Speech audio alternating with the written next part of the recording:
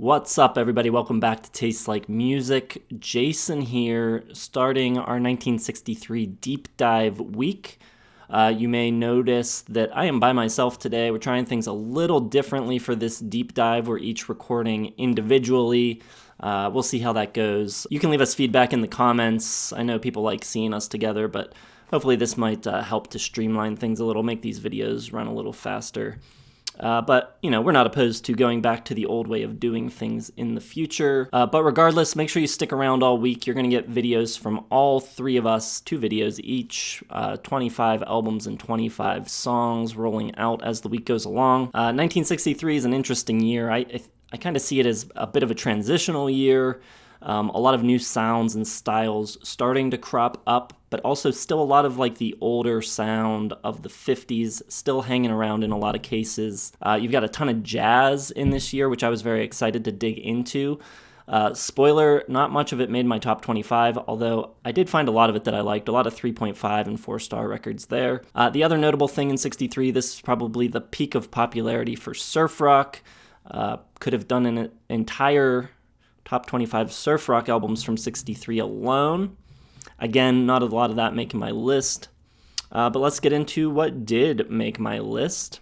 Starting out at number 25, I've got the album Johnny by Johnny Mathis. Johnny Mathis was one of my grandparents' favorite singers, and his Christmas record was the Christmas record in our house. It was the first one to hit the turntable after Thanksgiving dinner. I think his voice is just amazing, velvety, smooth, just a perfect singer. I think he's really underrated when it comes to talking about the great crooners of all time. This record sounds really great. It was arranged by Don Costa, who's probably, one of the premier arrangers of his era, along with a few others. Some standouts from this record would be The Most Beautiful Girl in the World, I Can't Believe That You're in Love with Me, and the Duke Ellington tune Jump for Joy. It's really remarkably consistent, though, throughout. I think it's a great selection of tunes. Johnny sounds great on all of them, and the recording is really good for 1963. Just an excellent record all the way through. We're starting at 4 stars, by the way. We got a lot of 4 stars to get through before we bump up from there. My number 24 is Jazz Samba Encore by Stan Getz and Louise Bonfa. I knew ahead of going into this 63 dive that one of my favorite jazz subgenres was bossa nova, and I think this year listening to a bunch of jazz only cemented that. There's a handful of really good bossa nova records from this year. This is the one kind of representing them, though. I think it's kind of just a little cut above the others. I love Stan Getz's tone, just a great sound that he gets. Obviously, Girl from Ipanema is beloved and a very well-known song and considered a classic, but I think in the general discussion of jazz, I don't think Stan Getz gets enough love. Just really excellent player. The first half of this record, you get a lot of Jobim on there as well, playing guitar. They do a bunch of his tunes as well. So yeah, just a really good record, good playing, sounds good again, and just sets a great mood. Number 23, I'm going with I'll Cry If I Want To by Leslie Gore. Just a really interesting record, kind of like a teen pop concept album about crying, which is really interesting. Great songs. Leslie Gore, I think, is seriously underrated as a singer. This was recorded when she was 16, just before she turned 17. And the record just captures all of the emotional turmoil of those teen years in a way that almost hasn't been matched since. It's really interesting, and it gives a lot of consideration. It doesn't toss off these feelings. It doesn't make light of them. It talks about them in a way that is very adult, and I think it's great. And you got Quincy Jones producing, so you got some great arrangements there as well. Just a really well-done pop record. Number 22, I've got The Lonely Surfer by Jack Nitzsche. This is an interesting record. Jack was the right-hand man of Phil Spector. He was involved in a lot of classic records. He co-produced Neil Young's solo debut. He was also in Neil's Stray Gators band. He played piano on several Stones records, and he co-wrote the big hit Up Where We Belong. Also, if you read about him, some not so great incidents in his past, but we will save those for another discussion.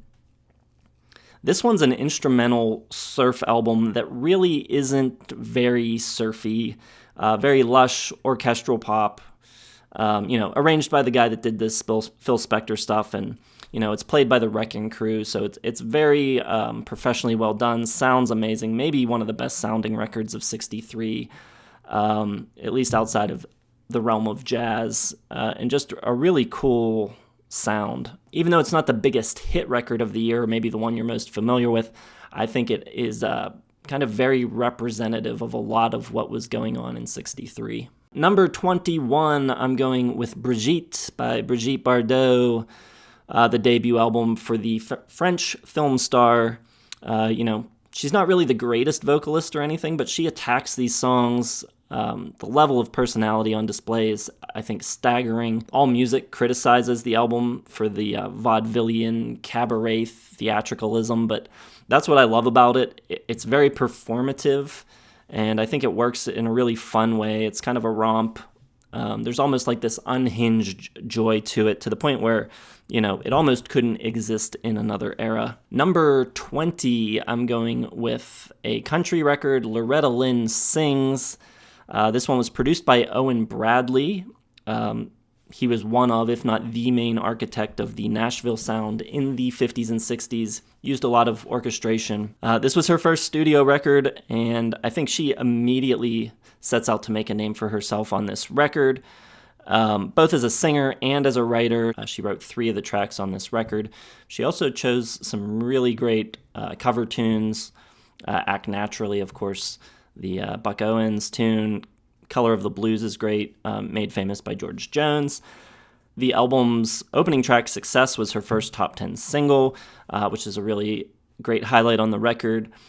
Just one of the great country voices of all time, and to have her come on the scene so fully formed, and I think with more of an edge and a little more bite than a lot of other country singers at the time had.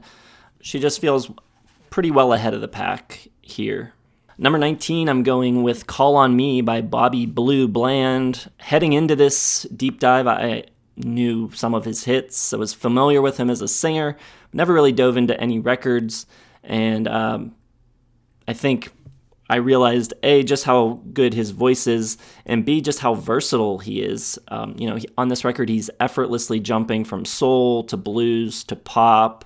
Vocally sounds like a little bit of a cross between like Sam Cooke and Ray Charles. A bunch of the tracks on this record were written by Don Robey under the pseudonym Dedrick Malone.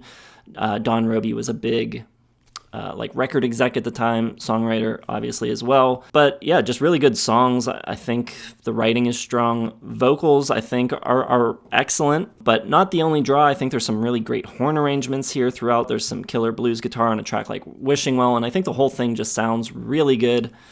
Just a really strong record that kind of took me by surprise. Wasn't expecting this one to make a push for the top 25, but makes it in.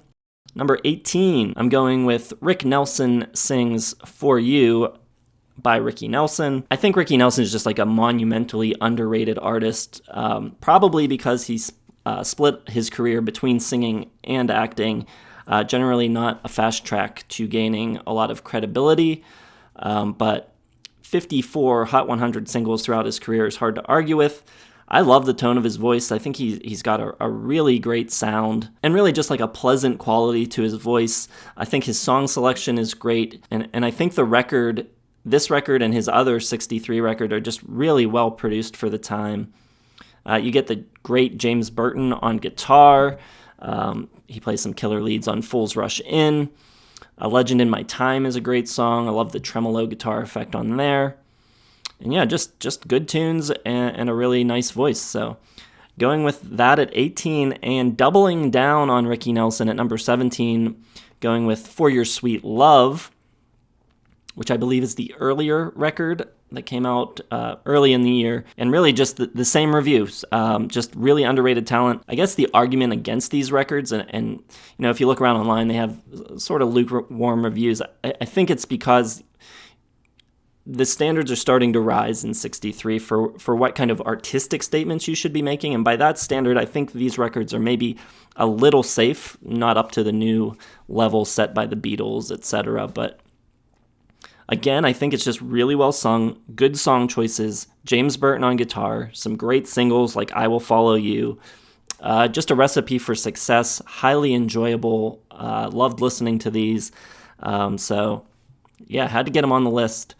Number 16, a really cool, interesting, different record. The jazz heads among our viewers will probably be disappointed that this is like one of the big representatives of the genre because it is not generally considered one of the highlights of the year in jazz. But I'm going with Steel Guitar Jazz by Buddy Emmons. And if you watch the channel, you know, of course, that I'm a sucker for pedal steel guitars, probably my favorite sounding instrument. And Buddy Emmons, of course, one of the all-time greats, pioneer of the instrument, generally plays on country records, but here he enters the jazz world for this kind of one-off record. But to me, the amazing thing about this record is how not gimmicky it is. It comes across so well. I think all of the other players surrounding Buddy are great. You got Bobby Scott, Jerome Richardson, Art Davis, Charlie Persip. All of them have their time to shine. They all take solos as they would on any other jazz record. And I think Buddy wisely makes the record about the tunes, not the instrument. And it's just really great playing.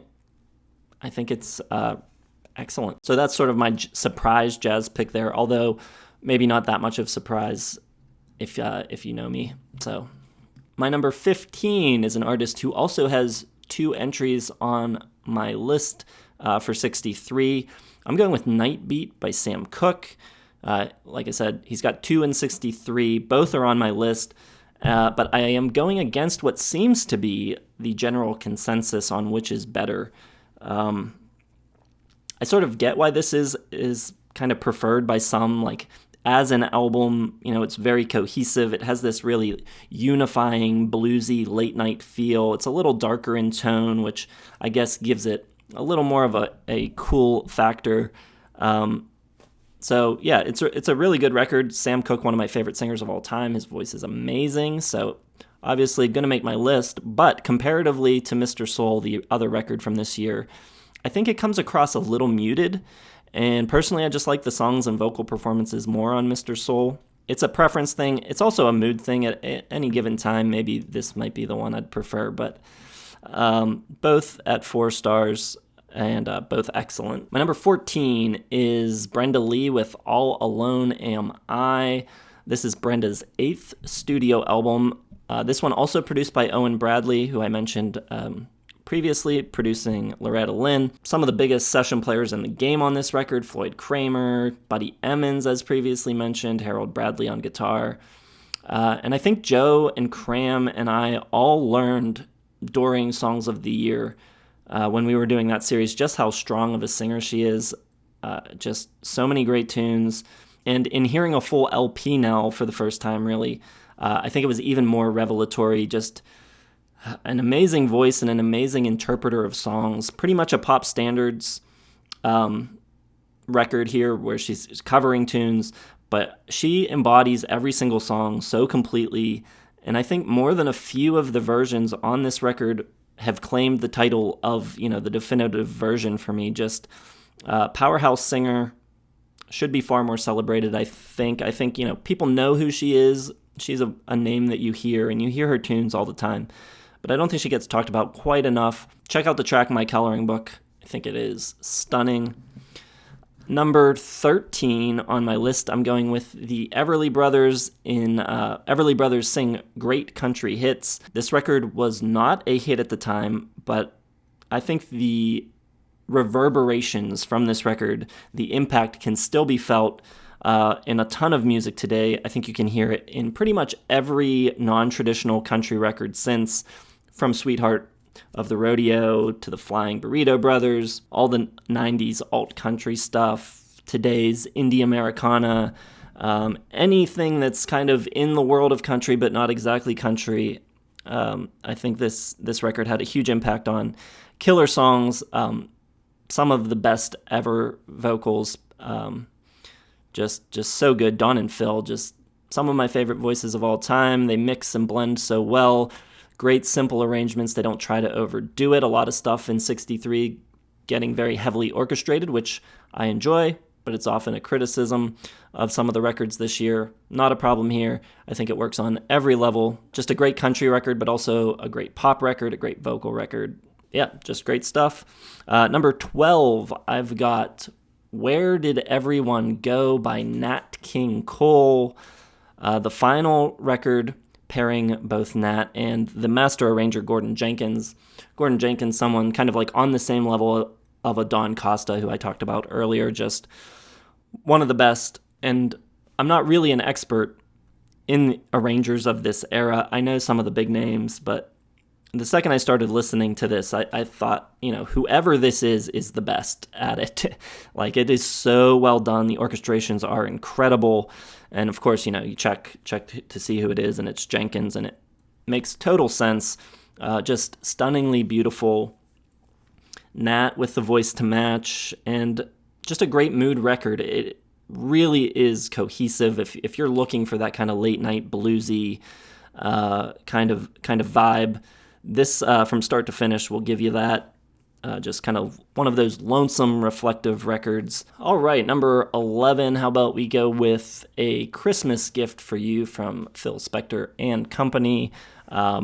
Certainly a record that has to be in the conversation for the best Christmas album of all time.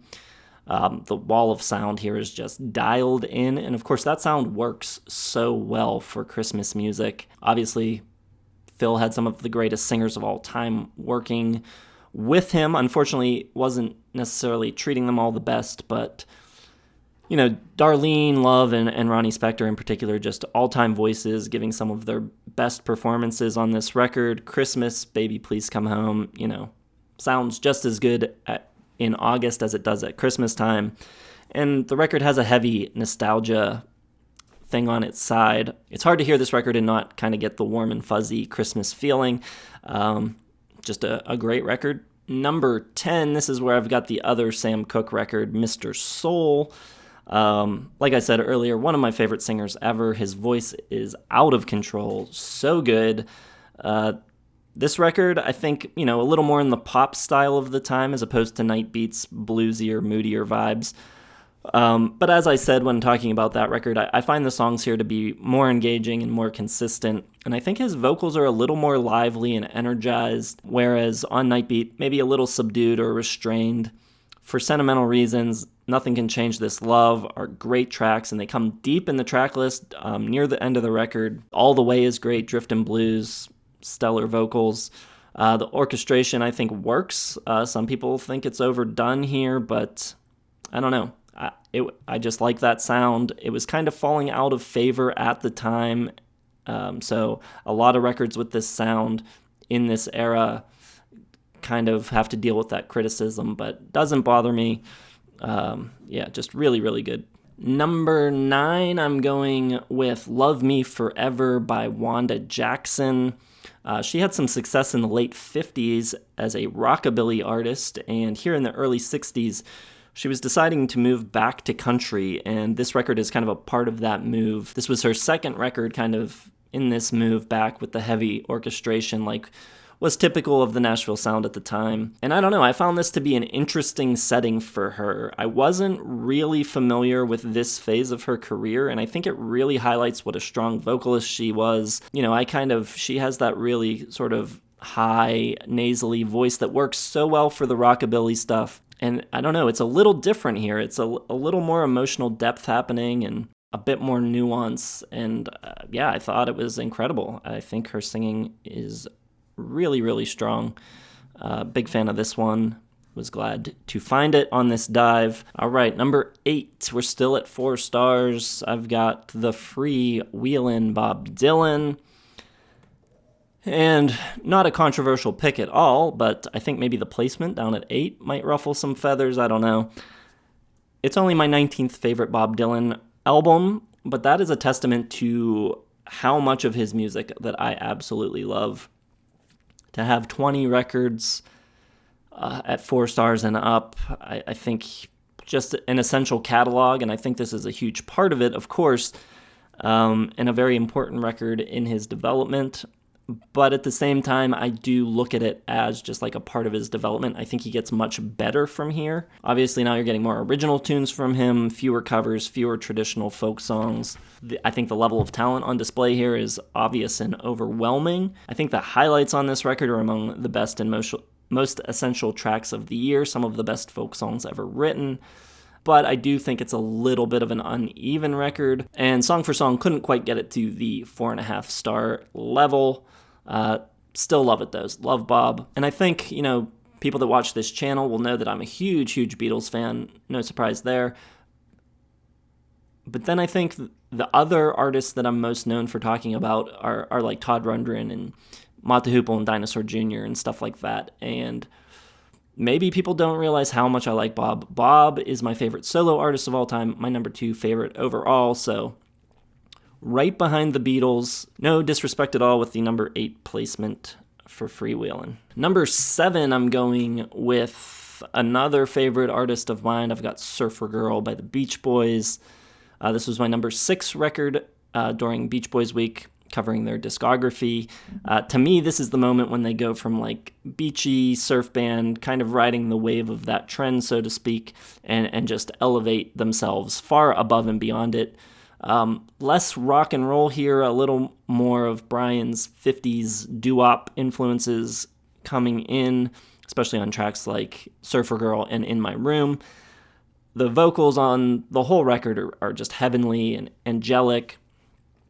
I think some of the best singing ever recorded can be found on this record. The title track and In My Room, like I said, so great. Still some fun rockers, though, too, like Catch a Wave and Little Deuce Coupe.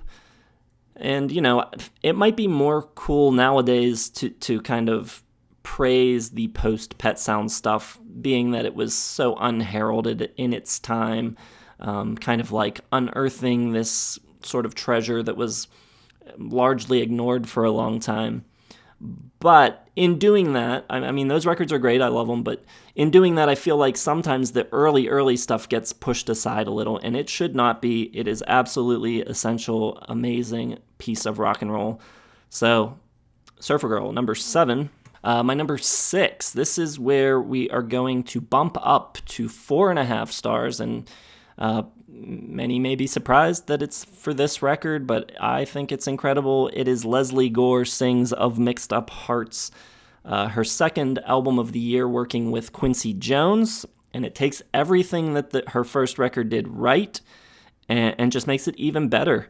Doesn't feel quite as bubblegum or as poppy. The arrangements are a bit more sophisticated from Quincy. She does The Old Crowd by Goffin and King, and she's 17 years old, singing about the past in a way that doesn't feel corny or forced. I think, like I said about her other record, she has this masterful way of kind of like legitimizing those adult feelings of teenagers, and I just think it works really, really well. I think she sings with a little more emotional depth on this record. She does it completely straight-faced. It's not cutesy. Everything she's saying, she believes.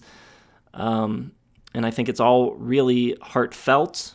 You Don't Own Me, I think, is killer, amazing, ahead of its time. And I Struck a Match, just so hooky, poppy, hooks for days. Heartbreak never sounded so good.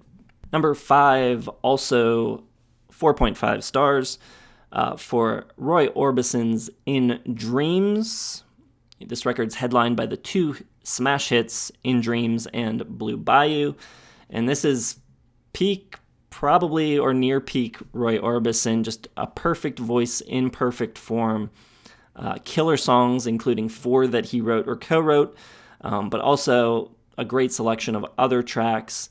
You get kind of like this loose dreaming theme that's pulled together by tracks like In Dreams, Dream, Beautiful Dreamer, All I Have to Do Is Dream.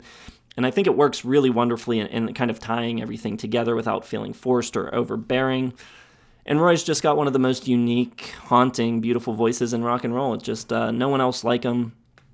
And this is him at his best. So, yeah, In Dreams is excellent. Number 4, I'm going with Laughing on the Outside by Aretha Franklin.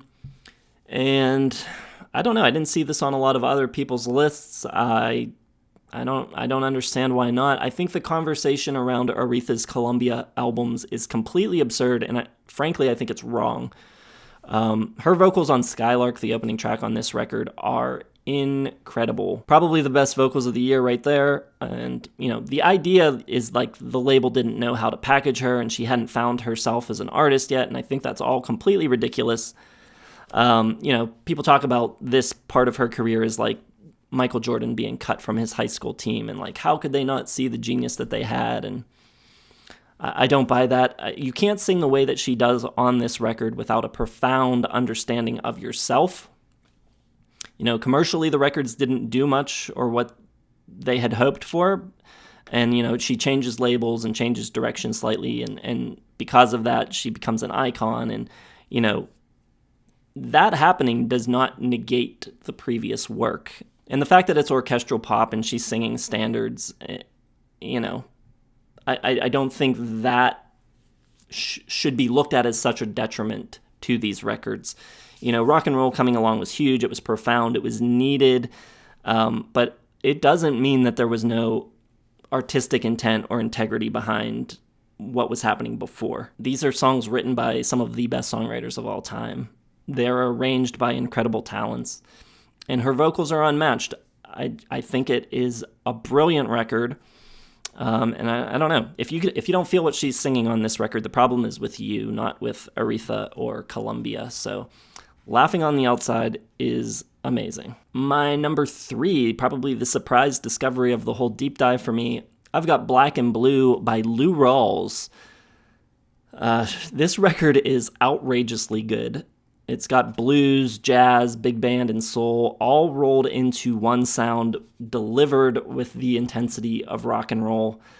It sounds amazing. The recording is so good. Some of the best sounding recordings of the era here. Great horn arrangements, killer rock, blues, organ, and out of this world vocals from Rawls. At times he sounds like 70s David Coverdale, which I'm not sure anyone's ever made that comparison before, but to me, at times on this record, it's uncanny how similar they sound to one another. It's insanely great. This record, every performer on this record is on fire. The band around him is just killing it. Just versatile, dynamic performances, and his vocals are on point. So if you don't know this record, check it out. And then my top 2 should be obvious. Number 2 is With the Beatles. I was pretty disappointed with people's placement of this in our Discord community, seeing it sometimes out of the top 10, sometimes out of the top 25 entirely. To me, this is obviously a 5-star record. This is the first 5-star record. And I don't really understand any argument against that. I mean, yeah, there's a bunch of covers here. Obviously, I would prefer more Beatles originals as well. But the covers are good. I think they're all really good. Great, even. Maybe not exceeding the originals in every instance, but great nonetheless. And taken cumulatively with the originals, this record is a rock and roll explosion, the likes of which had never been seen before. And I don't think that can be overstated. Listen to any other rock band from this era. Listen to the Searchers that were putting out records in 63. The Beatles are so far ahead of the pack. It is crazy. And yes, I like their later albums more. I think they got better. They got more creative. They had more freedom in the studio, all that stuff. But there are other bands in the late 60s that are creeping up on the Beatles, getting closer and closer to what they're achieving. They are never further ahead of the pack than they are in 63 with these 2 records. They blow everything else out of the water. The energy on the opening track, It Won't Be Long. Before that, I don't think it was even conceivable that such exuberance could be caught on tape. And the sound of it, the energy, the songwriting, the performance, the packaging, the image, all of it blows everything else out of the water. And to not think that is incorrect. And my number one, obviously, is Please Please Me, also by the Beatles. Same thing, maybe even more so. This is kind of like the cultural Big Bang, if you will. You may know if you watch the channel a lot, I had this little podcast series that I was doing for a minute called Worst Favorite Record.